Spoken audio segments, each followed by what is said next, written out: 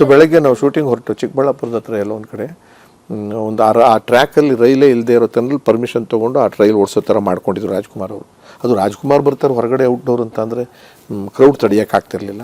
ಅದ್ರ ಜೊತೆಲಿ ನಾವಿದ್ದು ಅದನ್ನು ಹೆಂಗೋ ಮುಚ್ಚುಮರಿ ಒಂದು ಬೈಲು ಕಾಡಿರುವಂಥ ಜಾಗದಲ್ಲಿ ನೀಲಗಿರಿ ತೋಪು ಇಂಥ ಕಡೆ ರೈಲು ಹೋಗುವಂಥ ಜಾಗದಲ್ಲಿ ಹುಡುಕೊಂಡು ಪೊಲೀಸ್ನೆಲ್ಲ ಇಟ್ಕೊಂಡು ಮಾಡಿದು.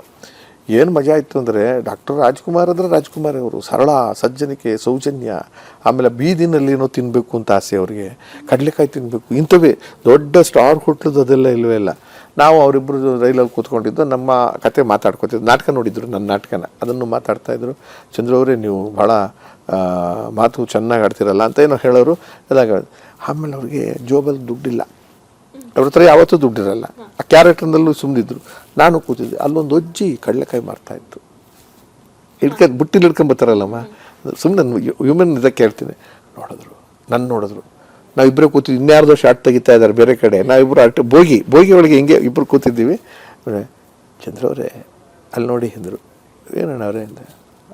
ಕಡಲೆಕಾಯಿ ಅಜ್ಜಿ ತಿನ್ನಬೇಕು ಅನ್ಸಲ್ವಾ ಅಂದರು. ಅನಿಸುತ್ತೆ. ಎಲ್ಲಿ ಇವಾಗ ಬಟ್ಟೆ ಶೂಟಿಂಗ್ ಹಾಕೊಂಡಿದ್ದೀವಿ, ಕಾಸು ಎಲ್ಲಿದೆ ನಿಮ್ಮ ಹತ್ರ ಅಂತೂ ಜೀವನದಲ್ಲೇ ಇಟ್ಕೊಂಡಿರಲ್ಲ ನೀವು ಕಾಸು. ನಮ್ಮ ಜವಾಬ್ದಾರಿಯೆಲ್ಲೋ ಇಟ್ಕೊಟ್ಟಿದ್ದೀವಿ. ಏನಾದರೂ ಮಾಡೋಣ ಇರಿ ಅಂದರೆ ಅಷ್ಟೊತ್ತಿಗೆ ಟೀ ತೊಗೊಂಬಂದರು. ಆಮೇಲೆ ಚೆನ್ನ ಅಂತ ಒಬ್ಬರು ನಮ್ಮ ಅಸೋಸಿಯೇಟ್, ಇವರು ಅವರ ಅಸಿಸ್ಟೆಂಟ್ ಇದ್ದರು, ಅವ್ರನ್ನ ಕರೆಸಿದ್ರು. ಆ ಅಜ್ಜಿ ಹತ್ರ ಹೋಗಿ ಕಡಲೆಕಾಯಿ ತಗೊಂಬರಪ್ಪ ಸ್ವಲ್ಪ ಅಂದರು. ಆಮೇಲೆ ನಾನು ಹೇಳಿದೆ, ಸುಮ್ಮನೆ ಕೂತಿರ್ಲಾರ್ದೆ ನಾನು, ಆ ಅಜ್ಜಿ ಹತ್ರ ಕಡಲೆಕಾಯಿ ಎಷ್ಟಿದೆ ನೋಡಿ, ನೀವು ಅವನು ಹೋಗಿ ಒಂದು ಪಾಕೆಟ್ನಲ್ಲಿ 20 ಪೈಸ್ಕೋ 30 ಪೈಸ್ಕೋ ತರ್ತಾನೆ, ನಮ್ಮಿಬ್ಬರಿಗೂ ಸಾಲಲ್ಲ. ಅದು ತಿರ್ಗಾ ತರಿಸಿ ಅನ್ನೋದಾಗಲ್ಲ. ಕಡಲೆಕಾಯ್ದು ಒಂದು ಚಟ ತಿಳ್ಕೊಳ್ಳಿ, ತಿನ್ನೋಕ್ಕೆ ಶುರು ಮಾಡಿದ್ರೆ ನಿಲ್ಸೋಕ್ಕಾಗಲ್ಲ. ಅದು ನನಗೆ ಭಾಳ ಪ್ರೀತಿ, ನಿಮಗೂ ಪ್ರೀತಿ, ನನಗೆ ಗೊತ್ತಿದೆ.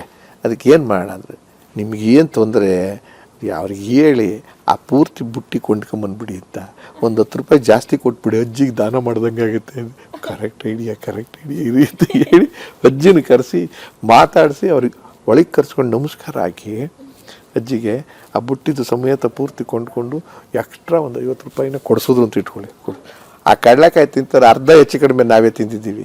ಇನ್ನು ಮಿಗ್ನಾದವ್ರಿಗೆ ಆಮೇಲೆ ಅರ್ಧ ತಿನ್ನುವಾಗ ಬೇರೆಯವ್ರಿಗೂ ಕೊಡೋಣ ಅಲ್ವಾ ಅಂತ ಹೇಳಿ ಅಂದರೆ ಇವೆಲ್ಲ ಹೇಗೆ ಅಂದರೆ ಅಲ್ಲಿ ದೊಡ್ಡ ನಮ್ಮ ಸೆಲೆಬ್ರಿಟಿ ನಾವು ಅಂತ ನಮ್ಗೆ ಅನ್ನಿಸ್ತಿಲ್ಲ. ಬೀದಿ ಒಂದು ಬೋಗಿ, ಕೆಟ್ಟ ಬೋಗಿ, ಆ ಬೋಗಿ ಒಳಗೆ ಕೂತ್ಕೊಂಡು ಹಿಂಗೆ ಕಡಲೆಕಾಯಿ ತಿನ್ಕೊಂಡು ನೀರು ತಿನ್ಕೊಂಡು ಕುಡ್ಕೊಂಡು ಬಂದು ಪಾತ್ರ ಮಾಡಿದ್ದು ಲೀಲಾ. ಅವ್ರು ಪಾತ್ರ ಮಾಡೋವ ಮಾತ್ರ ಅವರು ಪಕ್ಕದ ಆರ್ಟಿಸ್ಟ್ ಹೊಸಬ ಆಗಿದ್ದಾರೆ. ನನ್ನಂತ ಒಬ್ಬ ಹೊಸಬ ಅಂತ ಇಟ್ಕೊಳ್ಳಿ, ಅವ್ರು ಭಾಳ ಸೀನಿಯರ್ ಅಲ್ಲ, ದೊಡ್ಡ ಹೆಸರು. ತಪ್ಪು ನಂದೇ ಆದರೂ ಅವ್ರ ಮೇಲೆ ಹಾಕ್ಕೊಂಡು ಇನ್ನೊಂದು ಟೇಕ್ ತೊಗೊತಿದ್ರು. ಈಗ ನಾನು ಡೈಲಾಗ್ ಏನೋ ಮರ್ತೇನೋ ಮಾಡಿದ್ರೆ ಅದು ಅವರು ನಾವು ಡಬ್ಬಿಂಗ್ನಲ್ಲಿ ಮಾಡ್ಕೋಬೋದು ಬಿಡಿ, ಮಾಡ್ಕೋತೀವಿ ನಾವು ತೊಗೊತೀವಿ, ಓಕೆ ಸರ್ ಅಂದ್ಬಿಡೋರು.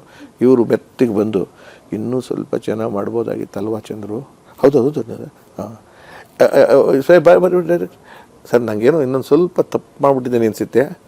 ಅವ್ರ ಮೇಲೆ ಹಾಕ್ಕೊಂಡು ಇನ್ನೊಂದು ತೊಗೊಂಬಿಡೋಣ ಟೇಕು ಅನ್ನೋರು. ಅವ್ರಿಗೂ ಸೂಕ್ಷ್ಮ ಅರ್ಥ ಆಗ್ಬಿಡ್ತಿತ್ತು ಅನಿಸುತ್ತೆ. ಆಯ್ತಣ್ಣ ಮಾಡೋಣ. ಆಮೇಲೆ ಮೆತ್ತಿಗೆ ಬಂದು ಹಿಂಗೆ ಹೇಳಿದ್ರೆ ಹೆಂಗಿರುತ್ತೋ ನೋಡಿ, ನಿಮ್ಗೆ ಏನು ಅನಿಸುತ್ತೆ ನೋಡಿ, ಆಮೇಲೆ ತಿರ್ಗಿ ಇನ್ನೊಂದು ಟೇಕ್ ಮಾಡೋದು. ಇನ್ನೂ ಎಷ್ಟು ವಿಚಿತ್ರ ಅಂದರೆ ಕ್ಯಾಮ್ರಾಮೆನ್ ಯಾರಾದರೂ ಒಬ್ಬರು ತಪ್ಪು ಮಾಡಿಬಿಟ್ರು ಕೂಡ 4 ಜನದ ಮುಂದೆ ಹಿಂಗೆ ಏನು ಸರ್ ಹಿಂಗೆ ಲೈಟ್ ಹಾಕಿದ್ರೆ ಇಲ್ಲಿ ಕಾಣ್ತಾನೆ ಇಲ್ಲ, ಇದು ಭಾಳ ತಪ್ಪಿದೆ ಅಂತ ಅವರ ಅನುಭವದ ಮೇಲೆ ಒಂದು ಟೇಕು ಆಗ್ಬಿಡೋದು, 2 ಟೇಕ್ ಆಗ್ಬಿಡೋದು. ನಾನು ಏನಕ್ಕೂ ಮಾತಾಡ್ತಾ, ಸರ್ ನಿಮ್ಮ ಮೂಗಿನ ಮೇಲೆ ಇದು ನೆರಳು ಬಂದುಬಿಡ್ತು, ಇದೇ ಇರಲಿಲ್ಲ ಅಂತ ನಾನು ಮೆತ್ತಿಗೆ ಹೇಳಿದೆ. ಇನ್ನೊಂದು ಇನ್ನೂ ಚೆನ್ನಾಗಿ ಮಾಡಿದ್ದೀವಿ, ಇನ್ನೂ ಸ್ವಲ್ಪ ಚೆನ್ನಾಗಿ ಮಾಡ್ತೀವಿ, ಇನ್ನೊಂದು ತೊಗೋತೀರಾ ಅನ್ನೋರು ಅಂದ್ಬಿಟ್ಟು ಏನಕ್ಕೋ ಹೋಗ್ತಾ ಈ ಲೆನ್ಸ್ ಎಷ್ಟು ಹಾಕ್ಕೊಂಡಿದ್ದೀರಾ ಅಂದ್ಕೊಂಡು ಅವ್ರ ಹತ್ರ ಹೋಗಿ ಇಂಥ ಕಡೆ ಮೂಗು ಮೇಲೆ ಬೆಳಕು ಬರ್ತಾಯಿದ್ರು, ಸ್ವಲ್ಪ ನೋಡಿ ಸರ್ ಮಾಡ್ಕೊಳ್ಳಿ ಅಂದರೆ ಯಾರಿಗೂ ಹೊರಟು ಹಾಕ್ಬಾರ್ದು, ಅವ್ನು ನೋವಾಗಬಾರ್ದು, ಎನ್ಕರೇಜ್ ಮಾಡಬೇಕು ಅಂತ. ಅಂತ ಅವಾಗ ನಮಗೆ ಪಾತ್ರ ಮಾಡೋಕ್ಕೆ ರಾಜ್ಕುಮಾರ್ ಜೊತೆ ಏನು ಅನ್ನಿಸ್ತಾನೆ ಇರಲಿಲ್ಲ. ಹಂಗೆ ಅನುಭವ ಆದ್ದರಿಂದ ಬೇರೆಯವ್ರ ಜೊತೆ ಇನ್ನೂ ಲೀಲಾಜಾಲ, ಇನ್ನೂ ಸದರ ಆಗೋಯ್ತಲ್ಲ ಎಲ್ಲರ ಜೊತೆ. ಹಾಗಾಗಿ ನಮ್ಮ ಪಾತ್ರಗಳು ಅನಂತನಾಗ್ ನಂದು, ಶಂಕರ್ನಾಗ್ ನಂದು, ಅಂಬರೀಷ್ ನಂದು, ತಾರಂದು ತತಪತ ಅಂತ ಸೌತೆಕಾಯಿ ಕೊಂಡ್ಕೊಂಡು ತಿಂದಿದ್ದೀವಿ ಅಲ್ಲಿ ಬೀದಿನಲ್ಲಿ. ಆ ಉಪ್ಪು ಖಾರ ಹಾಕ್ಸ್ಕೊಂಡು ಊಟ ಅದು ಯಾರ್ದೋ ಅದು ಗುಡಿಸ್ಲ ಥರ ಇತ್ತು. ಒಂದು ಇವ್ರು ಊಟ ತಂದರು ಪಾರ್ಸಲ್, ಅಷ್ಟಾಗಿ ರುಚಿ ಸಿಗ್ತದೆ, ಖಾರ ಬಿಟ್ಬಿಟ್ಟು ಅದು ನಾನು ಸುಮ್ಮನೆ ಏನಕ್ಕಪ್ಪ ನಿಮ್ಮ ಮನೇಲಿ ಏನು ಅಡುಗೆ ಮಾಡಿದ್ದೀರಾ ಅದ್ರ ಮುದ್ದೆ ಅಂತಂದ್ರೆ ಅವ್ರು ಅಯ್ಯೋ ನೀವು ಕೇಳೋದು ಏನು ಸರ್ ನೀವೇ ಇಲ್ಲ ನಮಗೆ ಬೇಕಲ್ಲ ಅಂತ ಅಂದಾಗ ಬಂದ್ಬಿಟ್ಟಿದ್ದು. ಅವ್ರು ಅಟ್ಟಿ ಮುಂದೆ ಕೂತ್ಕೊಂಡು ಅವ್ರು ಕೊಟ್ಟು ಊಟನ ಸಾರು ಇರು ತಿಂದಿದ್ವಿ ಕಬ್ಬು ಹಾಕೊಂಡು. ಆನಂದ ಅಂದ್ರೆ ಆನಂದ, ಅದರದ್ದು ಬೇರೆ ರೀತಿಯ ಆನಂದ ನೋಡಿ. ಅಫಿಷನ್ ನಾನು ಓಡೋದಿದೆ ನೋಡಿದ್ದೀರಾ ನೀವು, ಇಳಿದ್ಬಿಟ್ಟು ಓಡ್ತಿರ್ತೀನಿ. ರಾಜ್ಕುಮಾರ್ ಹಿಂದೆ ಬರ್ತಾರೆ, ಅವ್ರಿಗೆ ಆಲೇ ಸುಮಾರು 70 ದಾಟಿತ್ತು ಅನ್ಸುತ್ತೆ, ವಯಸ್ಸೇನೋ ಆಗಿತ್ತು ಅಂತ ಕಾಣಿಸುತ್ತೆ. ಓಡ್ ಬಂದೆ, ನಾನು ಶಾರ್ಟ್ ಅದರೊಳಗಿಲ್ಲ, ನಾನು ಎಡು ಬಿದ್ದುಬಿಟ್ಟೆ. ಎಡು ಬಿದ್ದಿದ್ರೆ ಏಟೆ ಬಿತ್ತು ನನಗೆ. ಓಡ್ಬಂದು ಅವ್ರು ಆ ವಯಸ್ಸಿನಲ್ಲಿ ಓಡ್ಬಂದು ಕೆಳಗೆ ನೆಲದಲ್ಲಿ ಕೂತ್ಕೊಂಡು ತೊಡೆ ಮೇಲೆ ನನ್ನ ತಲೆ ಇಟ್ಕೊಂಡು ಏನಾಯಿತು ಚಂದ್ರು ಅಂತ 10 ನಿಮಿಷ ಬ್ರೇಕ್ ಮಾಡಿ ಸುಧಾರಿಸ್ಬಿಟ್ಟು ತಿರ್ಗಿ ಆಮೇಲೆ ಸ್ಟಾರ್ಟ್ ಮಾಡಿದ್ರು. ಅಂದರೆ ಹಾಗೆ ಅವತ್ತಿನ ಕಾಲದಲ್ಲಿ ಕಷ್ಟದ ಜೊತೆಯಲ್ಲಿ ಸುಖವನ್ನು ಅನುಭವಿಸ್ತಿದ್ದು, ಸಂತೋಷವನ್ನು ಪಡೀತಿದ್ದು. ಬಟ್ ರಾಜ್ಕುಮಾರ್ದು ಯಾಕೆ ಹೇಳಿದೆ ಅಂದರೆ ಎಲ್ರಿಗೂ ಮಾದರಿ ಅಂತ, ಇದು ಎಲ್ಲರ ಹತ್ರನೂ ಇರ್ತಿತ್ತು, ಒಬ್ಬೊಬ್ರಿಗೂ ಒಂದೊಂದು ಥರದಲ್ಲಿ ಇರ್ತಿತ್ತು. ಬಟ್ ನಾವು ಅದು ಎಲ್ಲವನ್ನೂ ಸುಖವಾಗೇ ತಗೊತಿದ್ದೋ, ಕಷ್ಟ ದುಃಖ ಯಾವ ಊರಿಗೆ ಹೋದ್ರಲ್ಲಿ. ಆಮೇಲೆ ಊಟ ತಿಂಡಿ ಅಂತೂ ನಾವು ಪ್ರೊಡಕ್ಷನ್ಗಳಿಗೆ ಹೋಗ್ತಾನೆ ಇರಲಿಲ್ಲ. ಹಳ್ಳಿಗಳಿಗೆ ಹೋದರೆ ನಂದೊಂದು ಗುಣ, ಯಾರ್ಯಾರ ಮನೇಲಿ ಸಾಧ್ಯವಲ್ಲ ಎಲ್ಲ ಊಟ ಮಾಡೋಣ ಅಂತ ನನಗೆ ಆಸೆ.